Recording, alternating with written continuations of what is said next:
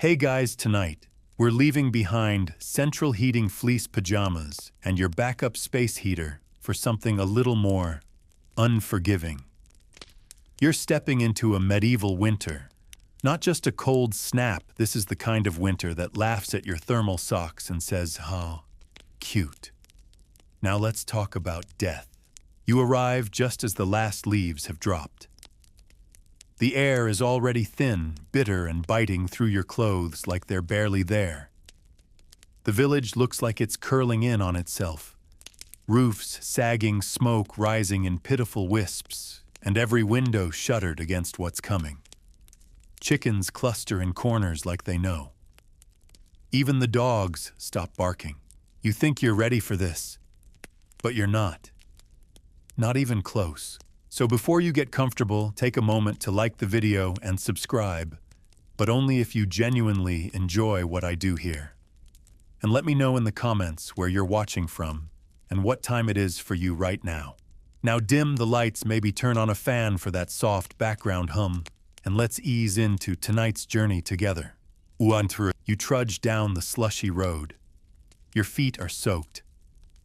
The mud doesn't freeze cleanly here. It churns underfoot, a sickly mix of water and manure. Somewhere in the distance, a bell tolls. The last market day before the freeze. Everyone's rushing. Not because there's time left, because there's not.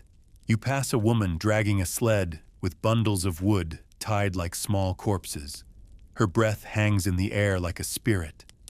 A boy behind her coughs hard enough to make your ribs ache. No one stops. No one says a word. The cold is personal here. It slides into your sleeves, up your spine, under your nails. It doesn't just sting, it settles. And once it's in, it doesn't like to leave. You duck into a house. Not yours. But no one asks because winter doesn't care about property. Inside, the air is thick with smoke and something less definable. Human closeness, maybe. Or just the unmistakable smell of fear, sweat, and old cabbage. They've started burning everything. Wood, obviously, but also straw, dung, dried peat, even old shoes, if it comes to that. You watch someone toss a broken stool into the hearth. The fire hisses like it's angry. It's not even January yet. Some say the cold isn't as bad if you keep moving. Others say that's what kills you faster. You're not sure who's right, but you stop pacing anyway. You find a corner and sit on a woven mat that feels like someone's old hair. You can see your breath even indoors. You try not to think about the nights, how the cold deepens, how the fire shrinks, how the silence creeps in. Outside, a man falls off a ladder trying to patch his thatch. His foot breaks through the roof. No one rushes to help. They just look, then return to their work. Because everyone's roof is next. You ask someone finally, "Is this the worst winter?" They laugh, not because it's funny, but because it never is the worst. It's always this one, whichever one you're living through. That's the one that feels endless.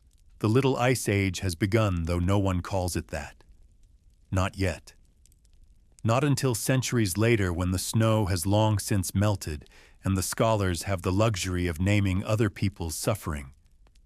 But you're here now, in it. And all you know is the sky looks wrong, the birds are gone, the days are short, and no one sings anymore. One man claims it's punishment, another says it's just bad luck. A third mutters something about the sins of France. Historians still argue whether these superstitions helped people cope or just made them more afraid. Your fingers are cracked and raw. You haven't stopped shaking since you woke up. Someone gives you a bowl of pottage. It's hot, at least, but it tastes like grass boiled with desperation. You eat it all, and still there's this awful quiet, like the world is holding its breath. You step back outside. Snow has started falling. Not pretty soft snow. It's sharp wet, more insult than weather. You pull your hood down. It doesn't help. On the ridge, a shepherd leads 2 goats toward the woods. Not for pasture, for firewood. He's late. The trees are picked nearly clean. Soon they'll be burning fence posts, then rafters. You wonder if anyone has a plan. They don't. Plans are for spring. Now it's just, make it to the next morning. The town elder, an old woman with a voice like bark, says this winter reminds her of '89. Or was it '64? Doesn't matter. The point is, you're not special. People have always suffered like this, and they always will. Your boots are soaked through. You curl your toes to keep the feeling in them. You fail. One scholar centuries later will write that medieval winters tested the resilience of the human spirit. You think that's a poetic way of saying they broke people, and they did. But also, they didn't. Not always. A girl passes you dragging a small sled with a clay pot wrapped in cloth. Soup delivery. You smile. She doesn't. But she nods. Just slightly. As if to say, we're all in this. Even you, outsider. That's the thing about cold. It isolates. But it also unites. No one escapes it. Not peasants. Not nobles. Not you. Night falls fast. You can't remember when the sun disappeared. It's just dark now. And everything slows. The world holds still. Somewhere in the hills a wolf howls. Or maybe a dog. Either way, no one lights a lantern. The wind picks up. It sounds like a warning. But you already knew that. You settle back into the smoky corner of the house. Close your eyes. And hope the fire makes it to morning. You wake up coughing. Not from illness, though, give it time, but from the smoke. It wraps around your lungs like a second unwelcome skin. You blink through the haze and see that the fire's burned low again. Someone's trying to coax it back with damp moss and what might have once been part of a chair. It crackles, but doesn't roar. Fires in winter rarely do what you want them to. The house you're in isn't quite a house, not by your standards. It's wattle and daub, mostly a wooden skeleton filled with straw and mud, now hardened and cracked like tired skin. The wind snakes through every gap, every hole too small to see, but too big to ignore. You shift positions and feel a breeze that seems to come from beneath the floor itself. Most homes here are built on raised earthen mounds, not for style, but survival. Dampness rises from the ground like a curse, and the mound helps a little. Just not enough. There's no chimney. That's a luxury no peasant can afford. Instead, there's a simple hole in the roof, a crude vent, that lets out the worst of the smoke and lets in the worst of the weather. You sit beneath it for 10 minutes and feel both smoked and snowed on. Lovely. Historians still argue whether the lack of chimneys in early medieval homes was a deliberate design to retain heat or simply a sign of structural poverty. Either way, you're choking on the consequences. The smell inside is a cocktail no one asked for. Smoke, sweat, manure, wet dog, and cabbage. You can almost taste it. There are no candles lit, just the low orange belly of the fire and the occasional flicker from embers catching on the wind. It's hard to tell whether it's night or just a particularly moody afternoon. You move further into the space. The main room is everything kitchen, dining room, bedroom, nursery, and barn. Beds, if they exist at all, are wooden frames stuffed with straw and covered with coarse cloth. No one sleeps alone unless they're sick or dead. There's a ladder leaning awkwardly against the wall leading to a low upper loft. Storage, mostly. On cold nights, someone might sleep up there, but it's risky. Rats love the loft. So does the cold. You choose to stay low. In the far corner, livestock shift restlessly. A goat eyes you with suspicion. A chicken inexplicably awake makes a soft, annoyed sound. You're sharing space now. Not metaphorically, literally. The animals aren't in a barn outside, they are the barn. Chickens, pigs, sometimes even cows are brought indoors during the coldest months, not for company, but for warmth. Their body heat helps raise the indoor temperature by a few precious degrees. Of course, this also means you live in a constant swirl of feathers droppings and the very real possibility of stepping in something unpleasant on the way to relieve yourself. Speaking of which, the chamber pot is full, and you're not sure where it gets emptied. A boy beside you pulls a lice comb through his hair with the resigned efficiency of someone who knows they'll never win. Fleas are a given. Lice expected. You scratch your own head reflexively and try not to think about it. You wander toward the wall, if you can call it that. The daub is crumbling in places, revealing sticks and gaps where the mud dried unevenly. Someone tried to patch a hole with what looks like a woven basket lid. You can see daylight through it. A draft pushes through and hits you in the neck like a whispered threat. In wealthier homes, stone manors, city dwellings, walls are thick and actual windows exist, with glass even. But that's not your life. For now, you huddle behind a curtain of rags sewn together with hope and string. It flutters every time someone moves past. And then there's the smoke again. Always the smoke. Everything you own smells like it. Your hair, your skin, even your breath. Your nose runs constantly, and your throat aches from the fumes. Still, you'd rather that than the alternative. No fire means no heat. No heat means no you. You hear someone grumble about the brazier. It's cracked again. These portable heat sources, metal bowls filled with burning coals, are useful but dangerous. They tip over.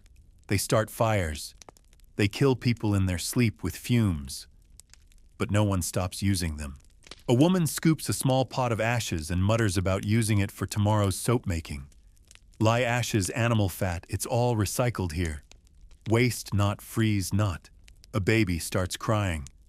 Someone hushes it, but not harshly. Every sound feels heavier in winter. There's something sacred about silence when the world outside is buried under snow. You walk toward the door, more a plank than a real door, and press your hand against it. The wood is wet, swollen, ice-rimmed at the bottom. It probably won't close properly tonight. It's getting colder. You look around and realize there's nowhere better to go. This is what most of the world looks like in the 14th century. You're not in a bad house. You're in a normal one. And normal means uncomfortable. The fire spits, sparks. The goat has lain down. Someone hands you a rough piece of cloth, a gesture of kindness and maybe pity. You wrap it around your shoulders and pretend it helps. You think of home, your real one, with thermostats and sealed windows and walls that don't breathe. You remember heat that comes at the push of a button, showers, socks fresh from the dryer, electric blankets. Then you look down and realize you're sitting on a floor dusted with animal hair, half-thawed mud, and flakes of falling daub. And somehow, you're still grateful for it.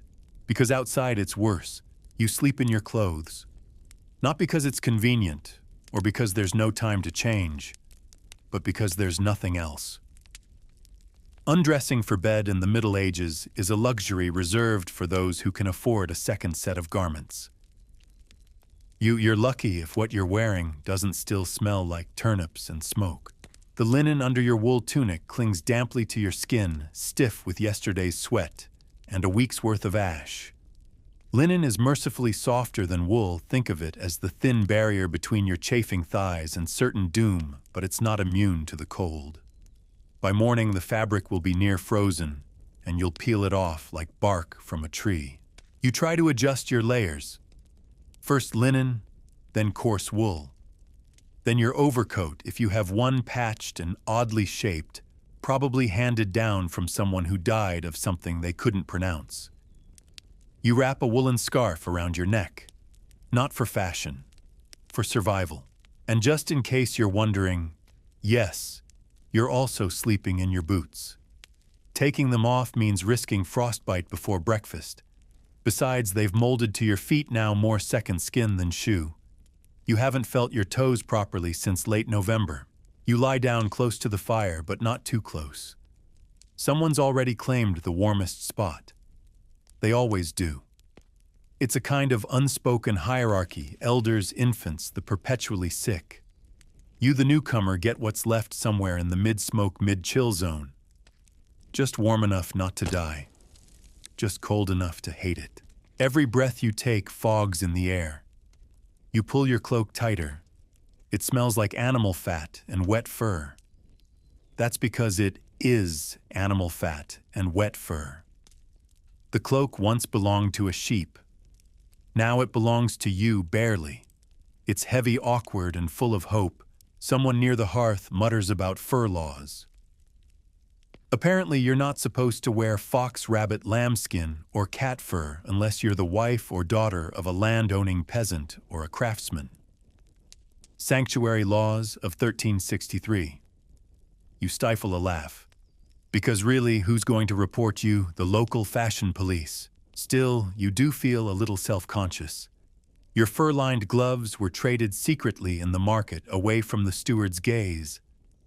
They cost 2 wheels of cheese and a week's ration of dried fish. You don't regret it. Your fingers might survive the winter because of them.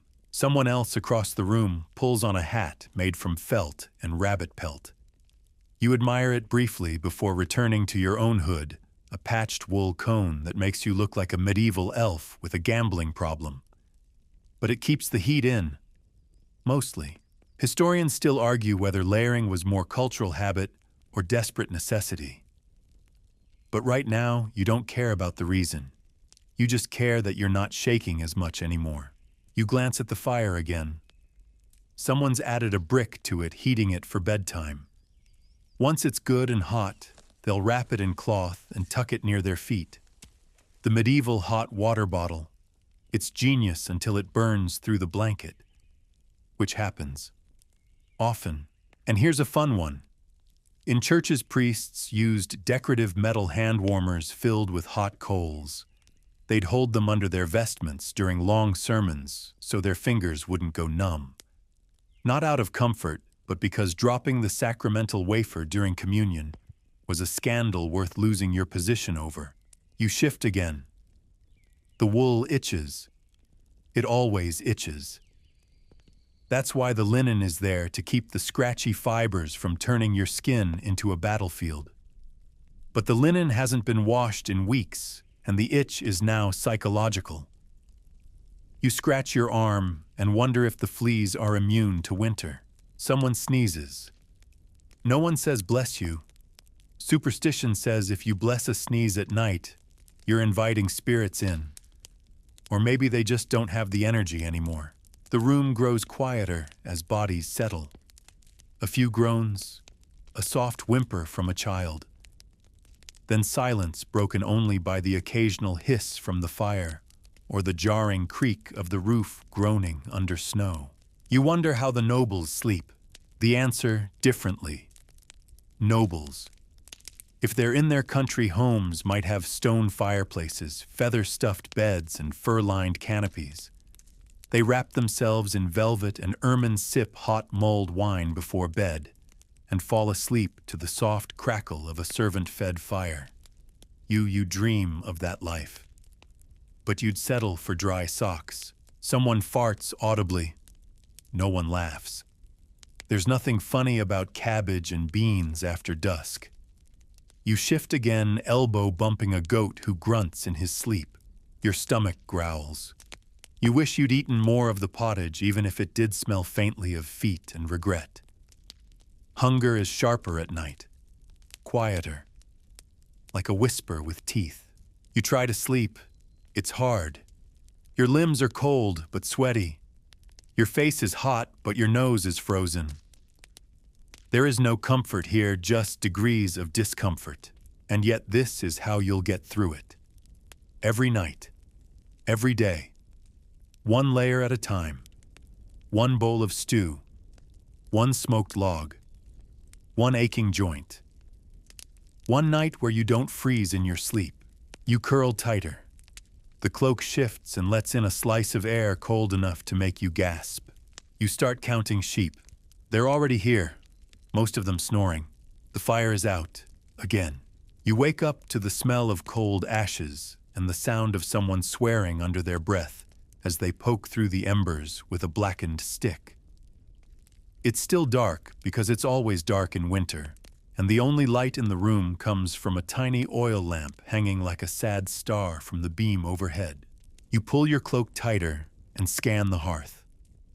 Someone's already heating up stones, smooth rounded ones that were once part of a riverbed. They'll be wrapped in cloth and tucked under blankets, under shirts, even pressed to bare feet if things get desperate. You're not there yet, but give it time. Fire you're learning is fickle. It requires feeding, nurturing, and constant vigilance. It's the unruly child of the household, essential, dangerous, and totally unpredictable. And if you fall asleep with it too high, the house might burn down. Too low, and you might never wake up. You watch a woman open a portable brazier, an iron bowl with thin legs and vents around the base. She fills it with charcoal, carefully lights it with a bit of last season's straw, and fans it gently. The coals catch glowing orange like the eyes of a suspicious cat. The warmth is heavenly, but fleeting. She'll carry it from room to room as she works, trailing a faint haze behind her. It's beautiful. Also, incredibly unsafe. These things tip easily. A moment of carelessness, and the rushes on the floor go up in flames. People die in their sleep. Or worse, lose their only home to fire in the dead of winter. The irony of freezing to death because your house burned down trying to stay warm is not lost on anyone. You shuffle toward the embers. Someone hands you a stick with a bit of cloth tied around the end. It's not a marshmallow roast. It's a medieval attempt to reignite the fire using whatever scraps are still dry. You cough as the smoke thickens. The vent hole in the ceiling works, but just barely. Historians still argue whether these early ventilation systems were cleverly engineered or just a desperate afterthought. Either way, they let out some smoke and a lot of heat. You add more wood to the fire. Not real logs, mind you. Those are reserved for the lucky and the wealthy. You're burning bundles of twigs, dried animal dung, and strips of bark. It smells unique.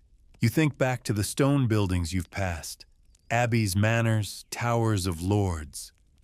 They look strong from the outside, regal even.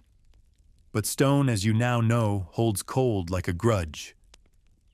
Those buildings are freezing inside. The only exception, the rooms with fireplaces large enough to roast a deer in. Nobles sometimes have fires in multiple rooms. Multiple. Imagine that. In one such estate, a servant carries in a foot warmer, essentially a metal box filled with hot coals, slid beneath the table to warm the toes of those dining above. There's even a fur-lined cloak waiting in the next room. Fox if you're important. Cat if you're quiet about it.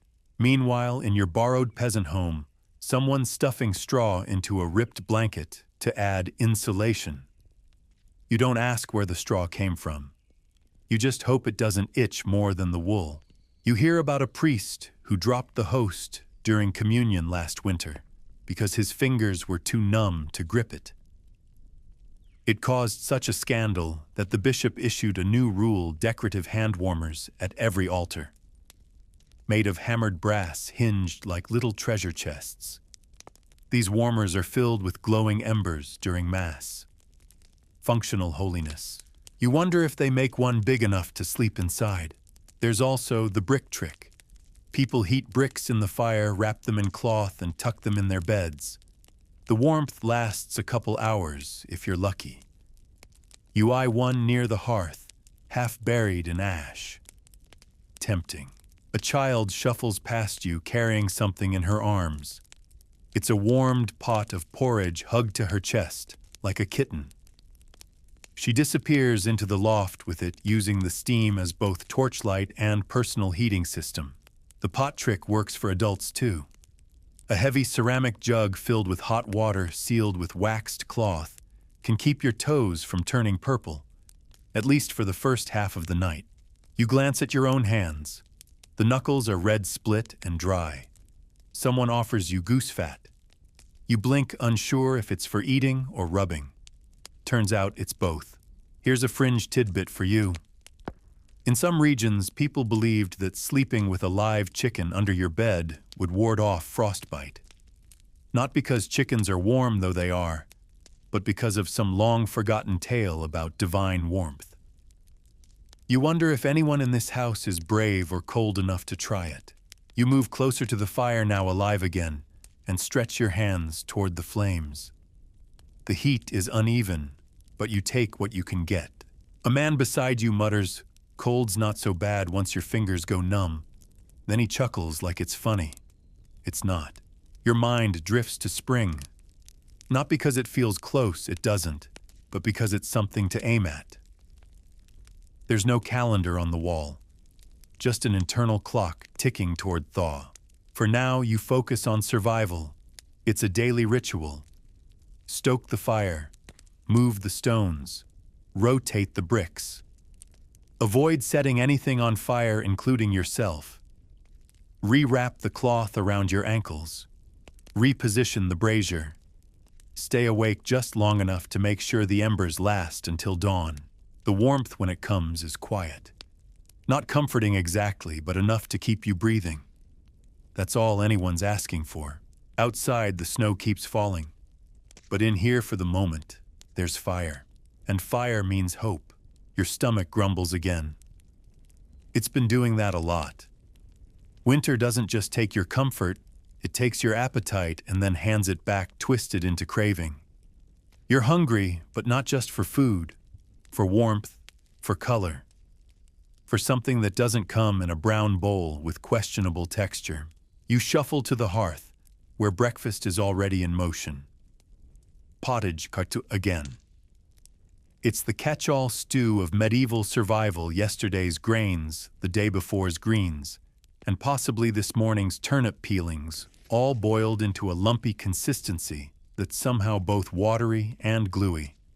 It's hot, at least, and there's a strange comfort in its predictability. You don't have to ask what's in it. You already know whatever didn't rot yet. In better months, the stew might be enriched with bits of pork, dried herbs, maybe a splash of ale. Now you're grateful for a single sliver of onion. Someone drops in a chunk of dried meat, something vaguely ham-shaped, and everyone perks up. Most of your meals now come from what you or someone else managed to preserve before the frost. In the summer and fall, preservation is a race against time. You smoke meat over low flames for days. You salt it until it's more mineral than meat. You dry it on racks, bury it in ash, seal it in clay pots. Everything is about buying time. Not with coins, but with calories. You remember helping bury a side of beef in a brine barrel last September. It took 4 grown men to lift the thing, and even then the smell was already suspicious. But now you'd fight that same beef with your bare hands for a single slice. There's bread too dense, sour loaves baked with stone-ground barley or rye. If you're lucky, it's only 2 days old. If not, you dip it in the stew and pretend you prefer it soggy. And here's a mainstream historical fact. To chew on, most medieval people consumed more calories per day than we do today, simply because they had to. Between the cold and the labor, a peasant could easily burn through 4,000 calories and still go to bed hungry. You finish your bowl and help clean up. The pot goes back on the hook, the spoons are wiped with cloth and rehung. There's no soap, just ash water and elbow grease. You don't waste firewood on dishes. Now comes water duty. You head outside to the well, or what was the well. It's frozen. Again. You break the crust with a long stick, the ice cracking like old bone. You scoop with a bucket, careful not to let it tip, and haul it back with numb fingers and an ache in your shoulders that started to feel permanent. Some days the snow is cleaner than the well. You gather it, melt it, strain it through cloth. It's a hassle, but it keeps you alive. In the corner of the room, someone's churning butter. Not fresh cream, of course. That's long gone. But stored milk soured and left to separate still works. You watch the paddle rise and fall, a slow rhythm that's both hypnotic and exhausting. Eventually, there will be a small pat of butter, golden soft and fiercely protected. It won't go on toast. It'll go into soup or be eaten straight if the children are thin. Dairy is everything. Milk becomes butter, cheese, yogurt, and whey. The latter being surprisingly valuable. Did you know whey is used for pickling leftover from cheese making? Whey can preserve meats in cool cellars for months. A good keg of it is as prized as a sword. Your host tells you about Skyer Wonser, a sour milk cheese eaten in massive quantities in Scandinavia. It smells like regret, but keeps you full. That's the metric now. Not taste, but staying power. You sneak outside for air. Just a moment. The cold hits you like a slap. You regret it instantly, but you stay. Around the back of the house, there's a shed packed with bundles of grain oats rye pulses. It's padlocked with a twisted iron nail. Not because of thieves, but rats. You watch a man spread dried peas on a cloth to sort through them. He picks out the ones with holes. Those are already claimed by something small and furry. Later, someone talks about fruit. You almost laugh. But yes, berries were picked and dried, and summer apples preserved in straw pears, sliced and hung by the hearth. If you're lucky, one might still be edible. But even then, it's more memory than nourishment. Historians still argue whether medieval people truly experienced seasonal diets, or if hunger blurred those lines. Either way, it's winter now, and your world has shrunk to brown stews, gray meat, and endless bread. You sit by the fire and nibble a hard biscuit made months ago. It could break a tooth, but it holds together, and in this world, that's a win. Someone passes around a jug of ale, thin, bitter, and warm, but it soothes your throat and fills your belly with something. You drink gratefully. Tonight there will be dinner, just like breakfast and lunch and yesterday. But you'll eat it all. Because food isn't pleasure anymore, it's armor. And you need all the armor you can get. You wake up to silence, but not the peaceful kind. This silence is heavy, dense, muffled. You pull back the edge of the blanket and notice the light has changed. It's no longer that dull gray you've grown used to. Now it's white. Blinding white. The door is stuck. You shove it once, twice. It opens with a sound like tearing cloth revealing a world that's been swallowed overnight. Snow. Everywhere. As far as you can see. And not just a soft dusting a wall. It rises past the doorway like a tidal wave frozen mid-crash. You step outside and the air hits you like ice water down your back. The cold is sharper now. Not the creeping kind from earlier weeks. This cold has teeth. You wade through it, your legs vanishing up to the knee, then the thigh. The sky is the color of pewter, and not even the crows are flying. Trees groan under the weight of their burden. A few branches lie snapped and half buried. The world looks soft still, until you realize what it means. No firewood runs today. No market. No collecting water unless you melt it yourself. No help coming. The thatched roofs are barely visible. In some spots, only chimney smoke gives away the shape of a buried house. You pass one home and see its upper windows level with the snowdrift. You pass another that's completely covered.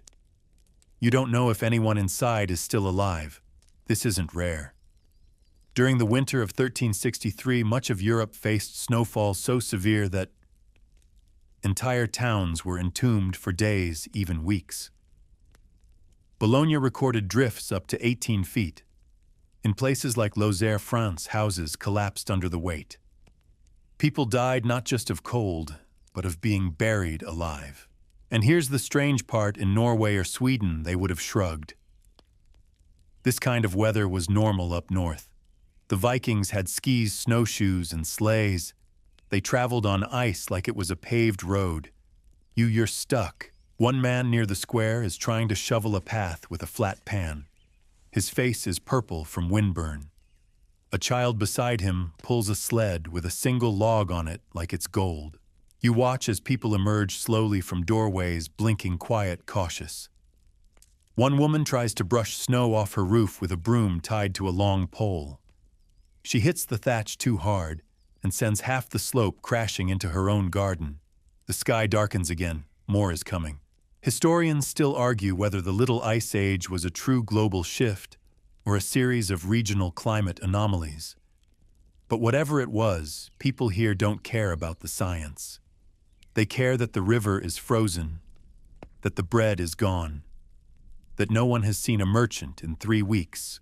You follow a small group to the river. The ice is thick. So thick someone's built a fire on it just to prove a point. They're cooking fish, tiny things barely worth the effort. But they draw a crowd. You watch as a man carves a square hole into the ice with a long, jagged blade. He tosses in a line and waits. Others aren't waiting. They're walking across the ice to the next town 2 miles away. It's the only way now. The roads are impassable.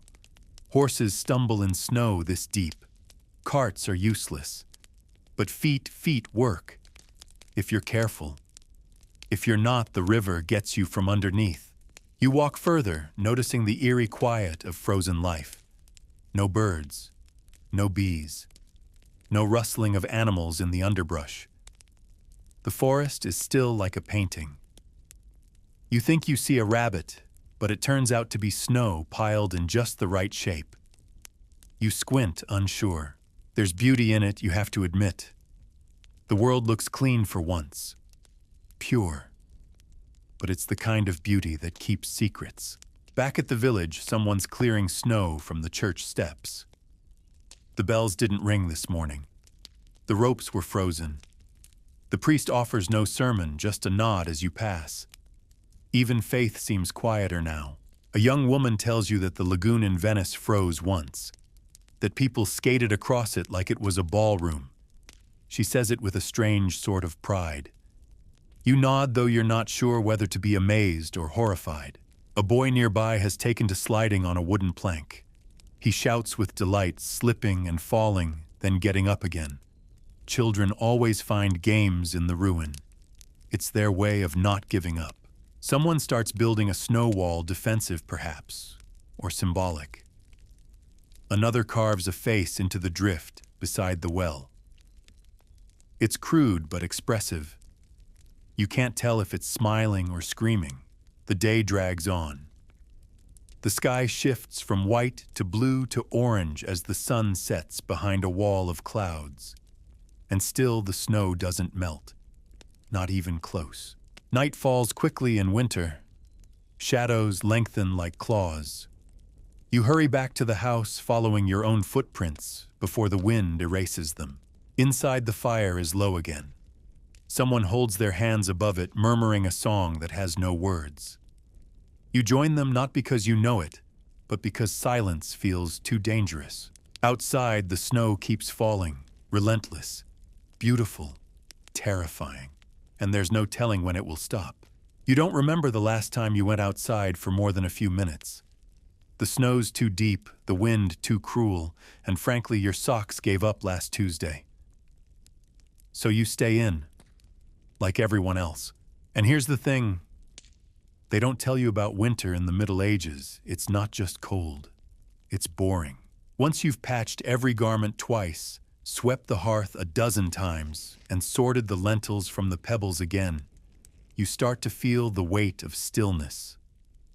There's only so much staring at a wall one can do before the wall starts to stare back. To fight off the dullness, people turn to coldest entertainment, if you can call it that. In the corner, a woman spins wool. Her fingers move like she's been doing it since birth. She probably has. The spindle whirs gently rhythmically like a clock with nothing better to count than hours trapped indoors. The yarn piles up beside her, not because anyone wants more wool, it's just something to do. Children play near the fire using bones as game pieces. Real bones. Horse shin bones, smoothed and polished. They slide them across the floor, aiming for a small wooden goal. It's called shin kicking in some villages. In others, it's just called Wednesday. You lean against a post and watch. Eventually, you're handed a piece of string and challenged to make a cat's cradle. You fail miserably. The 7-year-old beside you shakes her head with the kind of pity usually reserved for broken tools. Board games exist. 2-chess backgammon, even something that looks suspiciously like medieval Monopoly, but with way more plague. Dice games are common, especially when someone can sneak in a bit of wagering. The stakes, bits of bread, a turn near the fire, one night with the least lumpy straw mattress. Historians still argue whether games were mostly for amusement or had deeper social meaning. Did they train the mind, reinforce class roles, distract from the creeping fear that you might not make it to spring? All of the above. Then there's storytelling. That's the real entertainment. A woman with half-white hair and a voice like crackling bark begins one. Her tales are strange, part history, part fever dream. Something about a night made of glass. A woman who turned into snow. A pig that could speak 3 languages but only cursed in Latin. You're not sure what's true and it doesn't matter. The fire is warm and her voice is soft. You tell a story too, though it's one you make up on the spot. About a great city where the snow never falls and bread grows on trees. No one believes you, but they let you finish. That's the rule. You let the story finish. Someone suggests music. An old man pulls out a battered stringed instrument somewhere between a lute and a washing board. He strums a tune slow and mournful. Others hum.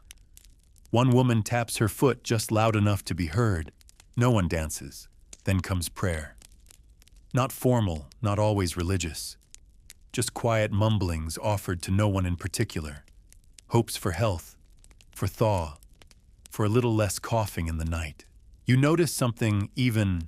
The act of doing nothing feels like work.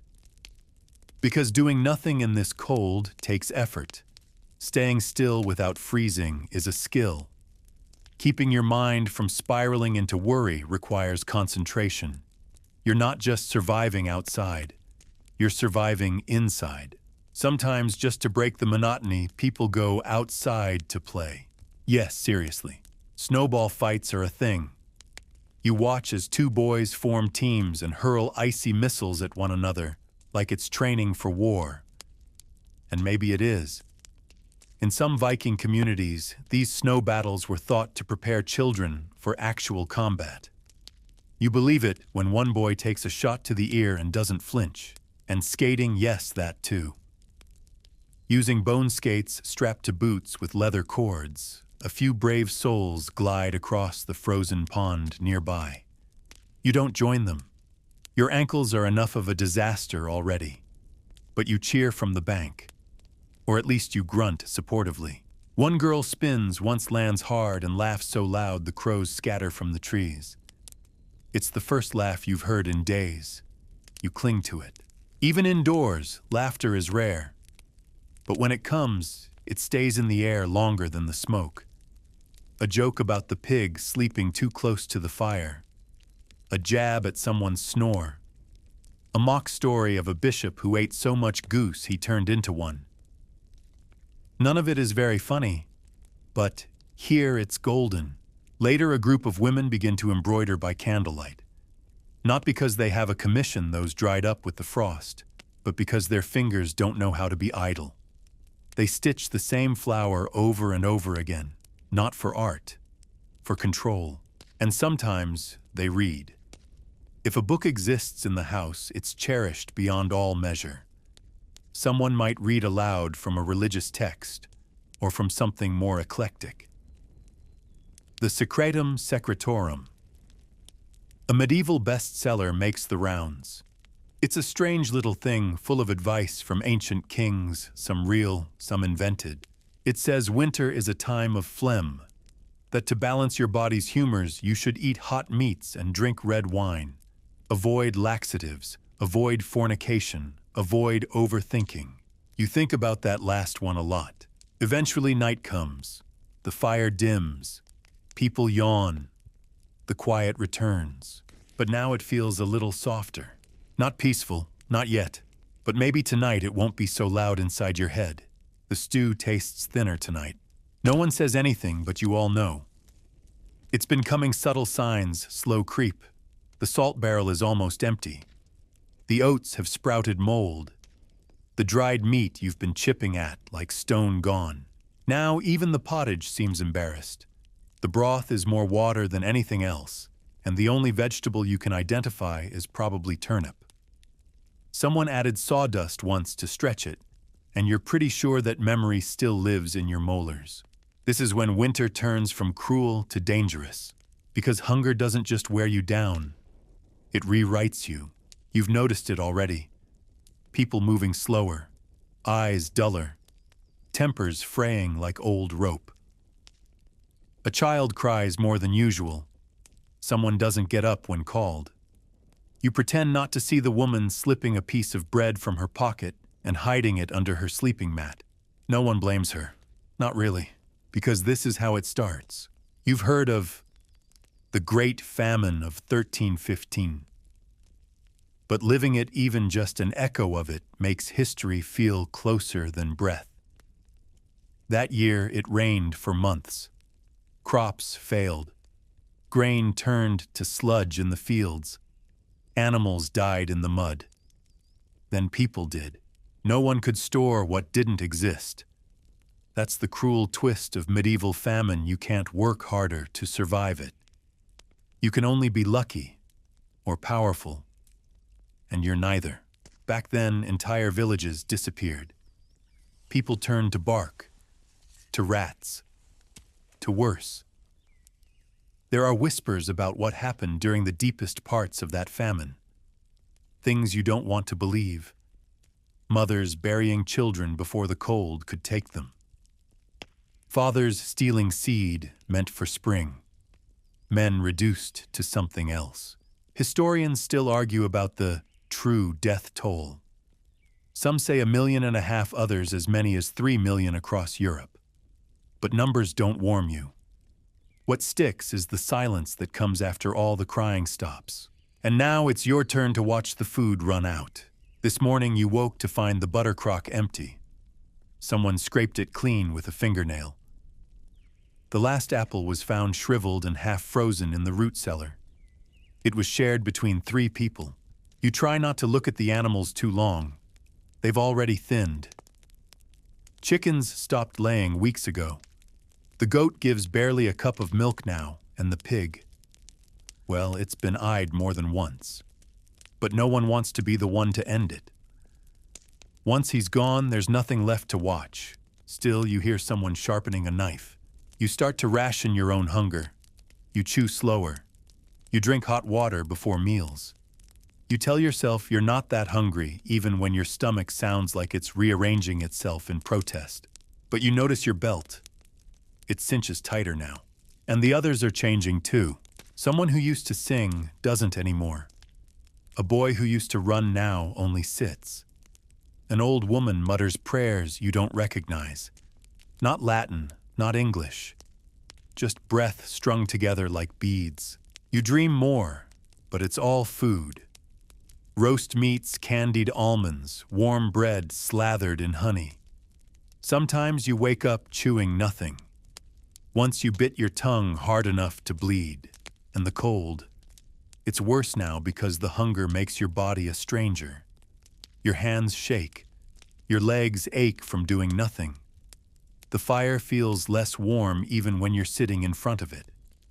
Heat, like hope, becomes abstract. Then someone dies. It happens quietly. No dramatics, just a man who doesn't wake up. He was older, thin, tired, maybe sick, maybe just done. People gather. There's a short prayer, a longer silence. There's no burial that day. The ground's too hard. He's wrapped in linen and placed in the loft. A child asks if he'll come back in spring. No one answers. That night dinner is silent. You chew and still feel empty. And here's the thing about famine. It's not just about food.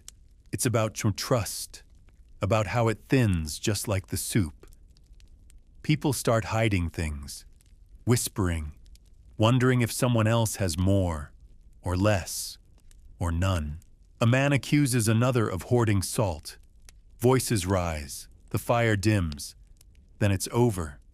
But the damage lingers like smoke. You can see it in how they look at each other now, sideways. You offer your last bit of dried peas to a child. She takes them like they're gold. And somewhere deep in your gut, you feel a new kind of hunger won for spring. Not just warmth or green, but possibility. Something outside of this slow collapse. You whisper a promise to yourself, if you make it out of this, you'll never waste another bite. Never complain about cold stew. Never toss a heel of bread. The snow outside doesn't care. It keeps falling. But tonight you chew your tiny portion huddle into your cloak and hold on not to fullness, but to memory. Of food, of feeling full, of the warmth that used to be real. You see them before you hear them, the lords and ladies in fur-lined cloaks, gliding past the frozen village paths in sleds drawn by thick-coated horses. Their wheels are trimmed in brass, their boots polished, their cheeks flushed not from cold, but from wine. One even lifts a hand lazily, like she's waving at snowflakes instead of starving strangers.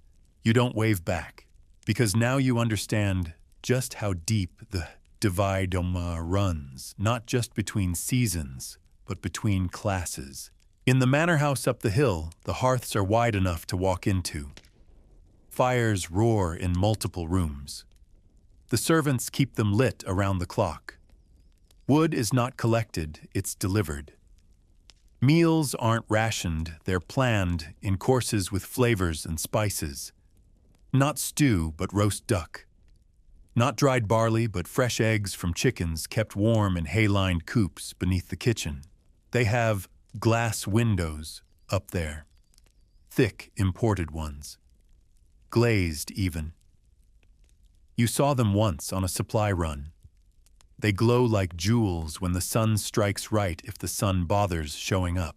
You also hear they have warm stone floors heated by pipes or channels beneath. A luxury borrowed from the Romans. You can't fathom it. Your own floor cracks when you shift your weight too hard. Inside your hut, you're wrapping your hands in the same cloth you use for cooking. In the manor, they have odd metal hand warmers.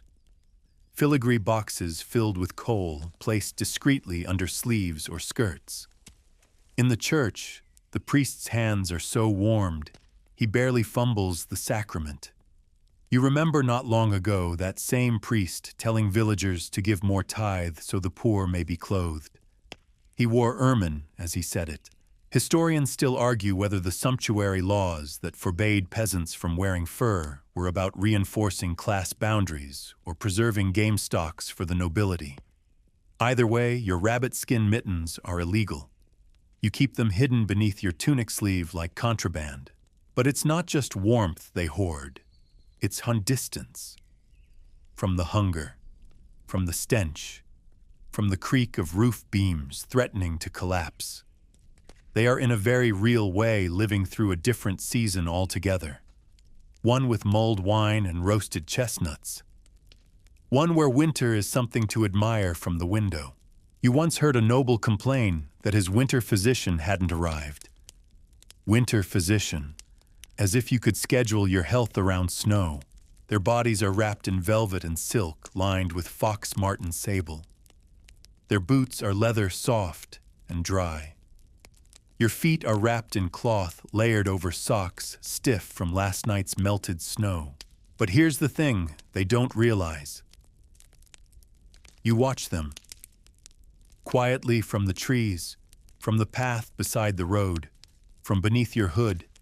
You see how they move, how they hesitate to step into mud, how they flinch at the sound of howling wind. They are warm, yes, but they are also soft. They don't know the bite of smoke-filled lungs or the sound of silence after a pot goes empty. They've never heard their own stomach gurgle so loud it wakes the goat beside them. You have. And somehow, you're still here. You think about that sometimes? How many more winters they could survive if they had to trade places with you? 1, maybe 2. You return to the village and see an old woman setting out a row of rags to dry by the fire. She has no gloves, just hands like cracked bark. But she's smiling, humming even, a tune with no words. You sit beside her, and she shares a bit of boiled root from her pocket. No salt, just warmth. You ask her if she's ever been up to the manor. Oh, once, she says, when I was a girl. Carried bread for the cook. Dropped a loaf on the stairs and was whipped for the stain it left. But the floor, oh, that floor was warm. She sighs. But bread still tastes better down here. When you've earned it. You smile at that, but you're not sure she's right. You think it just tastes more desperate. That night, you hear the bells. The nobles' party returning. Laughter echoes through the woods, light and drunken. One rider sings a song you barely recognize. It was once a prayer. Now it's a toast. Someone beside you mutters, "They'll eat goose tonight. That's the 3rd this week." You nod already, imagining the leftovers. Probably thrown to the dogs. Or worse, wasted. But envy is a dangerous heat. It burns without warming.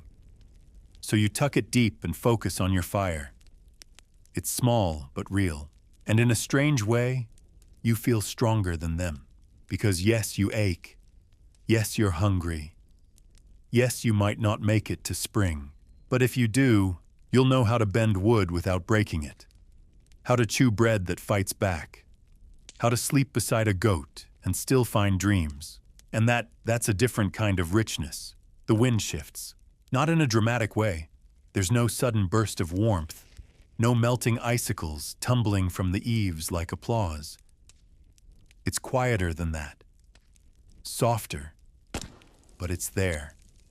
The kind of shift you feel in your chest before your skin notices. The kind of shift that says, wait, listen, something is changing. You step outside bundled in your usual tangle of wool linen and wishful thinking. The air still bites, but it no longer tears. The sky, while not exactly blue, has softened from iron gray to something like pewter, brushed with breath. You hear it in the trees, too. The creak of thaw. A single drop falling from a branch. Then another. It isn't spring, not yet, but the worst might be over. Around you, people move with a new kind of slowness. Not the exhausted shuffle of starvation, but something gentler. Cautious. Like deer stepping onto an unfamiliar path. There's still snow, still ice, still silence. But the desperation has loosened its grip. A girl near the well laughs. As her bucket comes up, only half frozen. A boy kicks at a pile of slush and discovers mud beneath it. A woman hangs out cloth to dry, and for the first time in weeks, it might actually dry. You glance toward the hill, toward the manor. Still there. Still gleaming in the low sun. But today you don't care what they're eating. You've found the last crust of bread under your mat, and it's enough. At least for this morning. Inside the house, the fire is smaller now, carefully tended. No longer a desperate blaze, but a manageable flame. Someone stokes it with calm hands. You watch the coals shift, glowing like buried rubies. Historians still argue whether the thaw was truly celebrated in the Middle Ages or simply endured. There are no grand festivals at the first drip of snowmelt, no parades for surviving, just slow rebuilding, quiet repair. A sense of maybe. You help mend a chair, patch a boot, sharpen a blade dulled by cutting frozen root vegetables. Each task feels like a promise to keep going. The goat, still miraculously alive, bleats for no reason in particular. You rub its ears and feel warmth there. Actual warmth. You almost cry. But instead, you feed it the last scrap of dried hay. It's not all better.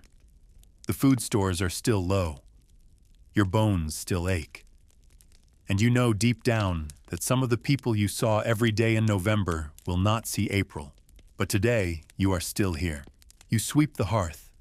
You shake out the blanket. You collect a handful of meltwater in a cracked cup and drink it slowly, savoring the way it doesn't sting your throat anymore.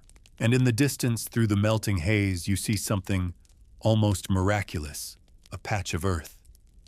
Brown, ugly, muddy, glorious. The memory of this winter will never leave you. Not the hunger, not the cold, not the silence after someone's last breath. It becomes part of your spine, your hands, your gait. You'll carry it into spring, into planting, into summer's harvest. But you'll carry it as a survivor, because winter in the Middle Ages wasn't just a season, it was a crucible. And you passed through it, and now the fire's gone quiet.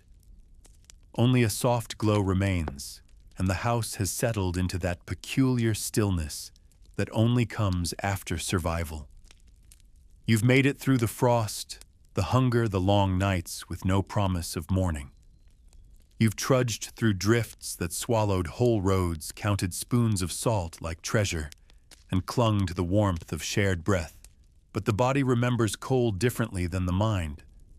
It remembers the ache of frozen fingertips, the sting of wind through a cracked door, the way a single ember could feel like hope. And even when the snow has melted and the birds return, some part of you will still hunch against the wind. That's not fear, that's wisdom. There's a beauty in endurance, in quiet resilience, in the knowledge that you faced something ancient and merciless and did not look away. So now, as the embers dim and the last crackle of wood becomes silence, let your body relax. Uncurl your fingers. Let your shoulders drop. The storm has passed for now. There will be other winters, but not tonight. Tonight you are safe. Let the last images drift away, snow falling gently outside your window, a single flame dancing in the hearth, the slow, steady rhythm of breath beneath blankets. You've walked through history. Now, it's time to rest.